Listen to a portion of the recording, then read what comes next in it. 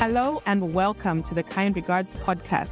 This is your host, Janet Mwanza, and today we'll be talking to Janet Mwanza, who is one of the few people I know who've taken a sabbatical. About 5 years ago, she took a sabbatical, which resulted in a complete shift in her career from being a corporate sales executive in the telecommunications industry to being a social entrepreneur in tourism. Welcome, Janet. Thank you for coming to the podcast. Hi, Zamiwe. Thank you for having me. Only a pleasure. I'm excited to chat to you today about all things sabbaticals and career breaks. But before we get into it, I have a few quick fire questions to just help us warm up with the session. Sure. Okay, so if you were a drink, what would you be? Ooh, I think I would be like the Long Island. Very complex. Long Island. It's also a very strong drink, like one Long Island and you're good to go. No, because I think so. I think I am a potent mix of heart and soul and something else mystical together. Long Island. I like that. What are 3 words to describe you, which is, I guess, kind of related to what drink would you be? Not quite. Just honestly, it depends who you're asking. But for myself, I think I'm whimsical. I am adventurous, and I am introverted. Yeah. Interesting. What's the best compliment you've ever received? I love your mind. Beautiful. Without a doubt. Yeah. And what's one book you think everybody should read? Only one? Gun to your head, only one. Oh no, I can't choose. So I'm just going to say the last book that's had a massive impression on me, and that is Shoe Dog by Phil Knight. He's the founder and former CEO of Nike. Yeah, that's an amazing book. Yes. Okay, I think we're pretty warmed up, so let's get into it. So about 5 years ago, I bumped into you in a bank, and you were basically telling me you were getting ready to go on a sabbatical career break, and reconnected some time after that, I think maybe a year or a few years later. And the whole experience seems to have changed your life's trajectory. What led to you deciding to take that career break or sabbatical? Well, firstly, I think there were a number of factors at play for me, but to put it simply, the great equation of my life was not balanced. I had more liabilities and assets and what felt like zero profits on some days. Something had to give. Something had to change, So I had a career coach at the time. And to be honest, she was just so much more. She was a therapist, mother, and so many other things for me. But we would sit and we would contemplate my life. And it's from these discussions that the idea of a career break came up. It seemed like the best thing for me. And that decision was made from there. Okay. When we were having a conversation about this podcast, you mentioned how there's a difference between a career break and a sabbatical. And I'm actually keen to understand what the difference is, because I've always thought those two things are the same things. No, they're not necessarily. By definition, the sabbatical is often taken by people who are employed and they take time off to study. Oftentimes it's paid, sometimes unpaid, but it's for an interim and then they return back to work. A career break is often a stop of one thing, which was, for me, I was deciding to let go of the one thing and transition into something else. And in between, I was going to take some time for myself. So yeah, it's not actually an uncommon concept. That makes sense. So I guess we'll refer to your experience as a career break. Thank you. Yes, that's right. And you mentioned having an unbalanced equation. Just to clarify, that you were not speaking assets and liabilities in the financial sense, right? No, of course not. No. I just feel like it neatly sums up what was going on in my life. And I think that at any given time in a person's life, when you find that what you're putting out is not what you're getting, there is an imbalance. You know what I mean? There is an imbalance and you have to fix that. And sometimes it's in your relationship, sometimes it's in your career. And particularly because it's a career podcast, you might find yourself in a position where you are putting in a lot of work, putting in a lot of hours, but it's not being recognized. And look, a lot of people have experienced it. You're being jumped over for promotion from one reason to the next. It's just, there is an imbalance. So it's my way of just saying that there was an imbalance in life. What were you hoping to get out of the career break when you were heading into it? Lots of things for me. Peace, tranquility in my soul, but for the most part, clarity. I had been at that point in corporate sales for several years, and it didn't feel like the right fit for me. Furthermore, it's not even what I wanted to do because I sort of just stumbled into sales. And the thing is, life will teach you that if work is utter misery, it's utter misery when you don't like what you're doing. So for me, the goal had become to experiment with other career paths and see if I can find a better alignment with my passions and what I understood of myself as my purpose. That sounds deep.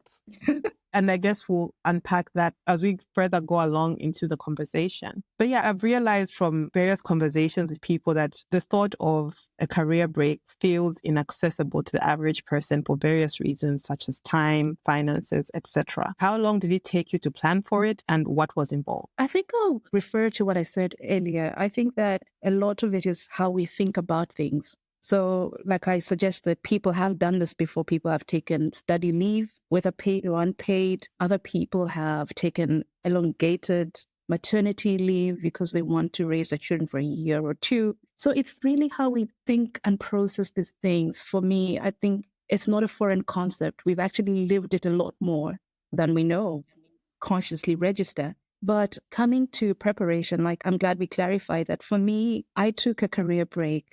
And that was to facilitate the transition that I was hoping to make from one industry to the next. And it wasn't that I was going to return to my old job. I was actually resigning from one job to go out and look for a better fit. You know what I mean? So I think that understanding my position and what I was doing was very key in the steps I took to prepare. I did a whole bunch of research. I remember reading one article that said you needed to at least have savings to cover my living expenses for at least 6 months. And I just thought, well, that's being written from some lovely young lady in America. The situation and the unemployment rate is different in Zambia. So it would make sense for me to double, if not treble that number. So going into it, I was thinking work with a year. I also made investments. Again, a lot of this was being guided by what I was reading and my passions. So I made some investments that were going to pay out on a monthly, quarterly basis. In between there, I knew I wanted to travel because I wanted to transition to something in tourism. So I knew I wanted to experience travel, and I looked into paid international internships. So I think from that, I'm basically saying that you have to, as a person, sit down and look at what your goals, what you want out of the experience, why you're taking the break, and then plan for it. I think it will look different from person to person, but that was it for me. And how long did it take you to prepare for this? Because you mentioned making investments. That doesn't sound like something that you decide and execute within, a couple of months. Yeah, no, you're right. It Yeah. like, and in all fairness, I didn't have the career goal at the end of my tunnel. It wasn't the goal. I think I was preparing initially just for the transition, the work transition from one job to the next. So I was having that conversation with my coach for about 2 years. So in that time, I was like soaking money away, and trying to see how to make it grow, trying to see how I can sustain myself again, because travel was part of that. I looked into ways to travel and be paid to do it, or at least travel and not be paid, not have to pay for the experience. So all of those things, it was about 2 years of planning, to be honest. Were you successful in your aim to travel and be paid for it or to not pay for it? Oh, that I feel is a whole topic of other discussion, it would be a discussion in and of itself. Yes, in some ways, and no in some. And it was hit or miss. So one of the things I did do is look into paid internship. And I wanted to do it in China because I just fancied the idea of learning some Mandarin. And you basically pay them to place you. That is placement companies. And they will put you in a 6-month job or something. And then you also have your Mandarin to learn. So that was that. I looked into it. Thank God it didn't come through. So no, because I say thank God because that would have come through toward the end of 2019. Right into COVID. Exactly. So thank God it didn't come through. How long was your career break? It stretched into 2 years. I planned it for basically the tail end of 2018 to the end of 2019. So just roughly a year. But then COVID happened. So That must have been interesting. oh, yeah. Yes, it was. It was interesting. As you can imagine, it was. How did you spend your career break? What were you up to? Yeah, I slept. I slept a lot. And I'm not a TV person. I read more than I watch anything, but I remember it's one of the first things I did after I retired, quote unquote. I bought a TV and put it in my room and spent lots of time in bed. But no, I did several months in therapy because I had a lot of pent up issues that I needed addressed before I even looked at the future. So I spent several months in therapy. I did some travel. I took an entrepreneurial course. I wrote a children's book. I took up photography, learned how to cook. Yeah, I relocated from Lusaka and worked an idea for a travel company. There was so much for me going on. There was a lot of self-discovery and I was pursuing all these avenues that I'd benched. So it was an amazing time. And you laughed when you talked about how you slept a lot. And I feel like that honestly goes for a lot of us, when we think like, I would just love to go to bed without an alarm, without an agenda. Yes, exactly. Guilt-free, just rest and sleep. It sounds like there was a lot of exploration in things that interested you and also just preparation of yourself as a person, because you talked about how you went into therapy and it's almost like you prepared for the career break and then the career break was a preparation for something else. If I can chime in there, especially when you live in a work and intense job, you sleep and wake up with a schedule. Your time is not your own. It's allocated to you, and you have things to get done and you need to get them done quickly and as efficiently as possible. So you're constantly on the go. And I can't speak for every other career, but I'll definitely speak for sales. You're only as good as your last sell. Yeah, so you're running this crazy rat race. Every 3 weeks, you have to produce these sales targets and you have to meet them. And so I don't know if I have the word to describe that kind of life, but the pace is incredibly high. It's intense because you don't even knock off at 5. You're out there schmoozing. You're at every networking mixer. You have to stay on top of what's happening in various industries and keep ahead of the game. It's hard work. So what I didn't plan for, what I hadn't prepared for is to give myself a time to just decompress, because it's very different to go to bed and know that you don't have to wake up the next day and make 30 calls, and explain yourself to clients, and then sell to them and then manage their debt and all these other things that I had to do in my day. So the process of decompressing, it was actually hard on me, shockingly. One of the things that people don't tell you, anytime you walk away from doing something that you gave your all to, it will hurt. And resigning from my job was a decision I made for myself to be more aligned with my values. And it was all for me. But at the same time, it was equally hard walking away from what I'd built, poured my youth into. So that was rather challenging to do. I mean, I wept for days. Oh, wow. And yeah, but you go through this phase and you kind of rediscover yourself. A funny story, I was driving with my then sister-in-law and I think I was doing like 80 and she looked at me and she said, Janet, we're not in a rush for anything. We're just going to the mall, just calm down. Habits become ingrained in you because I was always rushing from one meeting to the next. So it's nothing that you can prepare for. And that shift and change of pace in life takes some getting accustomed to, actually. So yeah, it was interesting.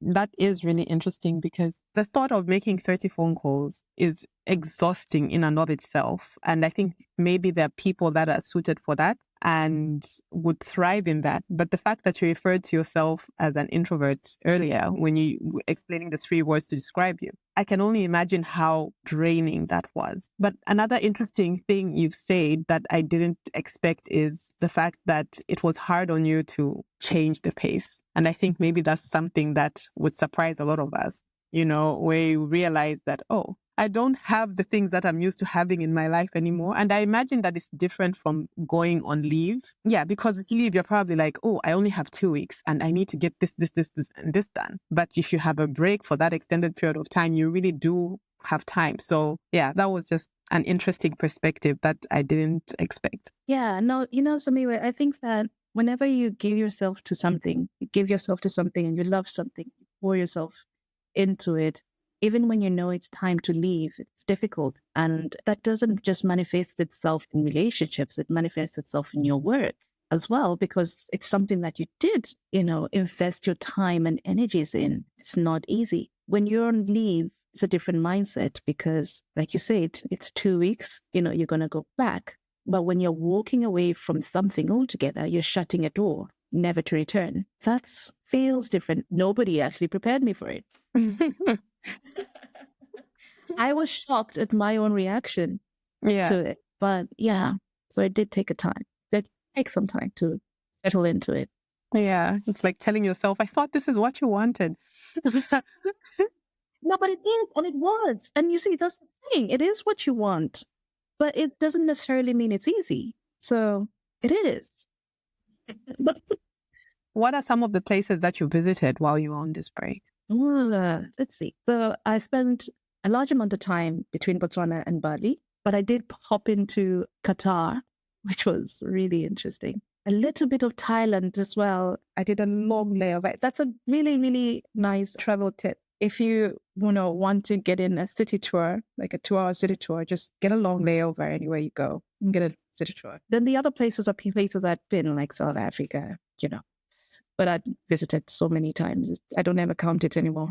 Okay, that sounds nice. I feel like I see a lot of people talking about Bali, people living alternative lifestyles in Bali. When I say alternative, I mean away from the typical hustle culture that is characterized in today's environment. Would you like to speak to what that experience was? Because I believe you spent quite some time there. I feel that was actually my big takeaway from Bali. And I did the entrepreneurial course I was talking about. I did it from Bali. And it's fascinating because I met people that were working 4 hours a week. Wow. Or 2 hours in a Wow. day. I met this one French dude and he had like 6 companies. And the whole time I never saw him ever formally dressed. He was always in board shorts, and he was conducting these meetings from the beach because he loves to surf. And, I think that experience showed me if you can reimagine yourself, you can create a whole different existence for yourself. And so that's what for me, Bali was just seeing how this other people were doing it, how they'd created this lifestyle, how they'd made it sustainable, creating multiple revenue streams. Most of them that didn't require them to actually be there physically meant that they had more time to spend at the beach, and with family and doing the things that they loved. And when you think about it, that's the life everyone should be living because, we only do this once. And as it stands, we spend so much of our time, at least more than a third of our time at work. So it's worth contemplating, it's worth thinking about where is the balance and how can I create that balance without upsetting the harmony of my life. What were the best and most challenging parts of the whole experience for you? I think the early days were very difficult. As I say, it was really hard for me to switch off my brain, and adjust to a new pace. I think my family, it was really intense with my family because they didn't understand the decisions I was making. They thought I was having some sort of a mental breakdown and I needed an intervention. Who walks away from a good job or even just any job in Zambia? You just don't do that. So in the beginning, I was battling them. I was battling myself. It was a bumpy start, but I still hold that it's the best gift I've ever given to myself. Taking that career break. I dare say that it saved my sanity. Oh, yeah. That's an intense perspective. Oh, no. But look, listen, I think that it's the absolute truth for me. My reality was a million phone calls, lots of fake smiles, pacifying customers, and chasing the next month's target. It was hard on top of all the other things that I had going on in my personal life. And at that point in time, I was only beginning to see the value of mental health and appreciating what it is. What is this mental health thing? So essentially, what the career break gave me was some time to recalibrate myself and set intentions for my next decade. Because at the time, I just turned 30. So yeah, I wanted to live an intentional life, and the career break gave me that opportunity. I think the downside was letting go of the frivolities, that I'd gotten accustomed to. I used to buy myself sunflowers and yellow roses almost weekly. I was addicted to jam jar, which is really, really good wine, and pedicures. Oh my goodness. I'm very self-indulgent. So I had to sort of be realistic with myself about those things and say, look, if you're going to do this for the long haul, you want to be careful with how you're spending finances, it's not coming in as quickly as it was. So I had to make those adjustments, and it was tough. It was tough, but you're here. Yeah. Listen, like I say, I love my comforts. Okay, I'm very self-indulgent. But yes, it was tough. But somebody else might roll their eyes at what I was wincing about. Do you have a highlight experience from it? Like, that was an amazing thing that happened. Do you have a specific highlight, or was it all just sounds like it came together really nicely, holistically, the good parts, the challenges and all of that? But yes, there were many. I remember this morning, it was after several sessions of counseling, but I remember waking up that particular morning and just feeling like a weight had been lifted off my shoulders, and I was in Botswana and everything just seemed different. And this is the other thing, this is kind of like a big open secret. A lot of life is not about changing your circumstance, it's about changing your perspective. So nothing had changed for me outwardly, but inwardly, everything had been transformed. And I felt like I had a new lease on life. I was excited again and I was dreaming again, and thinking about the glorious opportunities that could be. It was just, yeah. But there were moments like that. There were so many moments like that. I remember having a massive epiphany. I was sitting at the table and having dinner with these newly made friends of mine when they asked me, what do you want to do? After this. And that was another pivotal moment. And so there was all of this. And sometimes I would be walking down the streets, or I had moments, just incredible kindness from strangers, like, so this happened. I was out wandering along the beaches, the unfamiliar beaches in Bali. I was so absorbed in that. It was late by the time I was trying to get back, and there was, I couldn't get the equivalent of a Yango or whatever. or Uber. Yeah, this guy comes along and he can see the situation, and this is where being Black in Asia is beautiful, because everybody knows you're definitely a tourist. So he comes along, he stops, and he can't speak English, and he says, come. And he was basically gesturing to me, so I'll give you a ride to somewhere where there's better signal and you can catch a lift, And so I did that. And yeah, no word of English passed between us. But then he drops me off somewhere further down. I think we rode for like, I don't know, 10, 15 minutes maybe. And he leaves me off, and I tried to pay him and he utterly refused to be paid, and just drove off. So kind and so warm and smiling at me. And I just thought, my God, there's still kindness in the world. So, it was just like all of these things that, reminded me of life and the big things that matter, So there were several highlights. Yeah. That sounds beautiful. What was the most unexpected part of the whole experience for you? 2020, without a doubt. COVID. Yeah, no, COVID. because you see, like I said, I was planning to stretch this thing out for like a year. And then 2020 comes along and we all go into lockdown mode, right? So the job prospects are down and all the rest of it. So also it changed everything with the finances. I started to dig into my emergency resources. Thank God I had them. I would have panicked. So I'm one of those people that will always have a plan A, B, and C. Yeah, so I did have a backup plan. It wasn't as quick to initiate, but it did come through. So to be honest, even though it was unexpected, it was something I was grateful for. I mean, 2020, there was so much visceral fear. It was just so real, and there was a lot of death, and I was grateful for the ability to just kind of close my door and literally shut out the world for days on end. Like, I felt sorry. I prayed for my friends every day. Like, they had to go to work. And I was so glad that I had the choice not to. So unexpected, but ultimately grateful for. Yeah, I think COVID was every introvert's dream, because because they could stay indoors and they could go to work without leaving their houses. So Something. There was a meme. There was a funny meme. It said, I didn't know my lifestyle was quarantine. And I'm like, yeah, that's me. I'm quarantined. That's my lifestyle.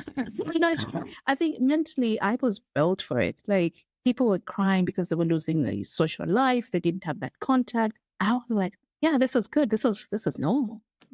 So I understand this life. yeah. But if I may say something on just, introverts, this is something I learned from my coach, actually. She recommended a book to me and a TED Talk, which I think that every introvert should listen to. It's called The Quiet Revolution by Susan Cain. All of her life's work is based on just introversion and helping people understand themselves and their place in the workspace. And it's actually been proven statistically that introverts are better leaders. Interesting. Yeah, no, it's crazy. We live in a world where extroversion is praised. You're the life of a party, you're a vibe and all these things. And when you're introverted and, all of your instincts tell you to go and rest after 15 minutes of being at a party, it just seems counterintuitive. But I just want to say for every introvert out there, that's something to listen to because it really shifted how I viewed myself and my place in the workspace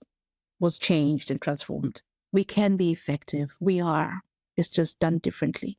Thank you for sharing that. And I think it's such an important message to get out there because sometimes we find situations where introverts exclude themselves from positions of leadership or are excluded from positions of leadership because they're quieter and more introverted. But really, I feel like they have a lot going on up there and that's their superpower. Exactly. But more thoughtful. And I don't think we tap into that enough. So yeah, I think that's an important thing to say. It's true. You don't need to yell at people to get them to do what you need them to. In fact, you find that because introverts are so typically mild-mannered, they inspire as opposed to drive it, which is a whole different dynamic. Is there anything you didn't do or incorporate into your career break that you wish you had? Surfing. That's an interesting one. I love the ocean. Surfing. I wanted to have a crack at it and just try it out. I love the ocean. I want to deep sea dive at some point, So yeah, that was it. And also, like I mentioned earlier, I had wanted to spend some time in China to learn Mandarin and get that work experience. I really wanted to be able to put international work experience on my resume, but that didn't work out. And like I said, thank God, just little bits and pieces like that. It worked out in its own way. So in the introduction, we talked about the career break seems to have changed your life and career trajectory. Could you please talk through the return to normal life, quote unquote, and how different the before was from the after? It really did change my life. For the first time in my adult life, I had the opportunity to really stop and think and contemplate my life.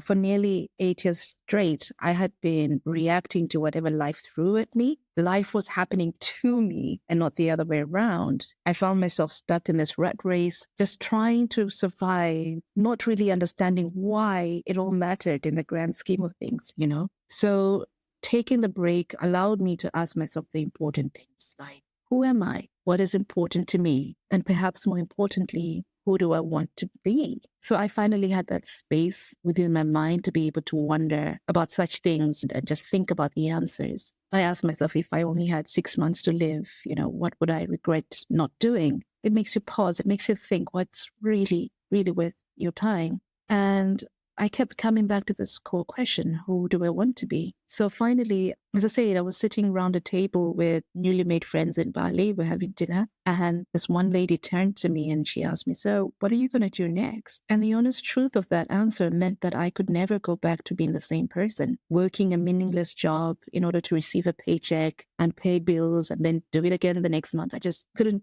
go back to that. So, I feel like I had come to my own personal Rubicon, this place of just no return. So there was no normal to go back to. There was only simply becoming something new. I was going to reimagine myself and think about what I could be. I was willing to accept whatever that might look like, wherever the journey took me to being that. Would you say that is the moment, like that dinner, is that the moment you knew you had gotten what you needed from the sabbatical? I think not immediately, but what that dinner conversation sparked was a realization. Sometimes things occur to you as you're saying them. Yeah. I remember my coach used to tell me the answer is within you. And in that moment, I understood what she meant because I just spoke off the cuff, right? And later on that night, I was thinking about it and thinking, yeah, I want to do that. But I think I knew when I was done with the break by the shift in the question I was asking myself. I wasn't trying to find myself. I was no longer asking introspective questions like, who am I? I was actively seeking the resources and opportunities to produce what I decided was going to be my next. So the questions were shifting to, how do I do this? What do I need to know? Who can help me get to where I want to go? I need a new mentor, like who's that mentor going to be? Who is where I'm trying to get to? So when I recognize the shift in those changes, you can see that there's action all over that. So you out of the contemplative state and you shifted into action. I love that, like from contemplative state to action. And I think that's what we want to get to. Honestly, you can't be a philosopher forever.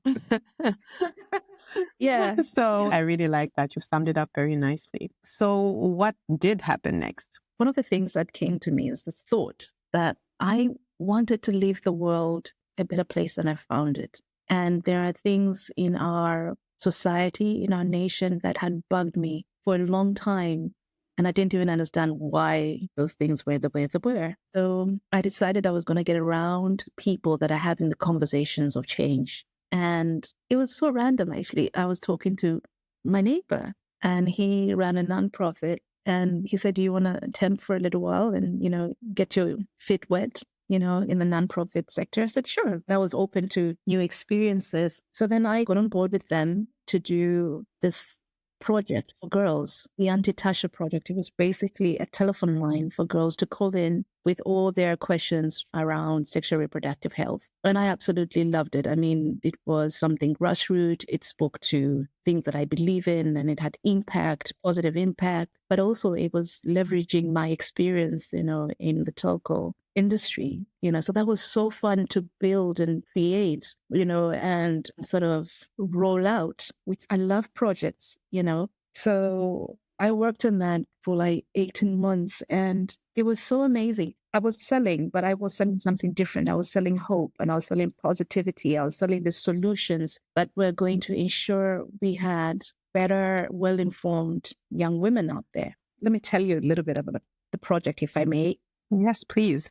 It was focused on adolescent girls between the ages of 14 to 24. And you will know, in our culture in Zambia, we don't talk about sex at home. You only cross that bridge when you're getting into marriage. But the truth of the matter is, the abstinence campaign has been an epic fail. The highest prevalence of HIV and AIDS is actually amongst this very target group. It's amongst the youth. I don't know if you know, but Zambia is one of the youngest nations in the world. And 53% of this country is below the age of 18. Wow. 46% of Zambia is below the age of 15, which means 46% of Zambia cannot vote. But it also means that they don't grow to 70 or 60. They're dying out young because they are uninformed. And we needed to change that, so we needed to create a safe space for these young girls to be able to call in and get all of their questions answered, which was the starting point. But through this project, we took a couple of steps further. And I love doing this. We were working with medical personnel in clinics and hospitals, midwives. We were running a values clarification workshop and just making people aware that they cannot impose their opinions on their patients. If a young girl, school-going age, whatever, comes into the hospital asking for contraception, they don't get to shout at her and tell her off and tell her no and tell her to abstain and keep her legs closed. Do you know what I mean? So we were running these workshops, and it was amazing for me because finally I was waking up and doing something that had very real value at a grassroots level, something that had positive impact, something that was actually giving hope and life that far exceeded myself. I was working and building something that was bigger than me. And I loved the alignment. I loved that. I did. So I did that for a while, and it was really, really fulfilling. And it gave me a sense of purpose, but it didn't answer all of my questions. And so right in the middle of COVID, actually, in the middle of the COVID year, can we call 2020 that? The COVID year. Yes. No, but I think it was actually later to it. End of the year, like August or something. And I was talking to a friend of mine, and it's actually something that I had clocked on and registered a long time ago. The tourism industry offers a lot of opportunity for people who are formally uneducated, because you can't be an educated person without the accreditation of a degree, I believe anyways. Yes, definitely. So I had started nursing this idea for a social enterprise, that was going to offer the opportunity for employment while educating. And I birthed that idea then, and I started talking to people to see how we can bring that to life. That also came out of that period. What is a social enterprise? A social enterprise is it's basically a profit-making entity that has positive community impact as the reason for its existence. Can I put it like that? So you're not in market to make money. The profits and the bottom line. It's about how effective you are in the community. And all a social enterprise needs to do is just break even to keep going, basically. And you can see what it is and who it hires, and the work it does. So essentially, it's a profit-making entity or a profit-making organization that is focused on social good. It sounds like a great way to tie in purpose and career, or purpose and work, purposeful work. Yes, actually purposeful work. That was what I wanted, when I set out on my sabbatical in the first place. So I can safely say I found it. Thank God I found it. That's beautiful. That's beautiful. Okay. Thank you so much for coming onto the podcast. It's been such a pleasure. It's been fun and it's been wonderful. So we have a tradition on this podcast, which is that at the end of the episode, we would like you to leave us with the quote of your choosing, as well as a call to action, which is simply a small step that we can implement in our lives following the episode. What are yours? So I think the first quote that's ringing in my ears is something that Phil Knight kept on saying throughout his book. And it's actually a quote of somebody else whom I can't remember right now. But it goes like this. It's, "You are remembered for the rules you break." And I say that because I think it's an important thing to sort of imbibe to some degree, because your life is so unique. You cannot live a cookie-cut life, stuck in a mold. Break it. Break it. If it means that you can be your authentic self, break it. I also read another quote. I read something from The Majesty of Calmness, which is one of my favorite books. But it basically says to honor the pace of your life. And that's important because we compare ourselves too much. We are, first of all, as Zambians, you will have your life laid out for you by the age of 0. You go get married, retire on a farm. That might not work for you. We also get trapped into comparison, comparing yourself with your friends or comparing yourself to what society says you should have achieved, 30 or 25 or whatever. But the truth of the matter is that there's something very unique about you and living your life at your own pace. I think that things will unfold as they should in your life, because your life is not the same with the next person. As unique as our fingerprints are, so our lives. I feel live it to as authentically as you can. So her name escapes me now, but she had a lovely quote that was my motto for the longest. It's called "Dance to the Rhythm of the Madness in You." This South African woman, her company is called Cherry Stone, and her name escapes me. But that would be the ultimate quote. Dance to the rhythm of the madness in you. I love it. And I love that it's so open to interpretation. Yes. Thank you, Janet. I really appreciate You're you taking the time. And it's been a pleasure chatting to you. Thank you for listening to this episode. Please remember to subscribe and follow us on Instagram, Facebook, and LinkedIn at The Kind Regards Podcast on all platforms.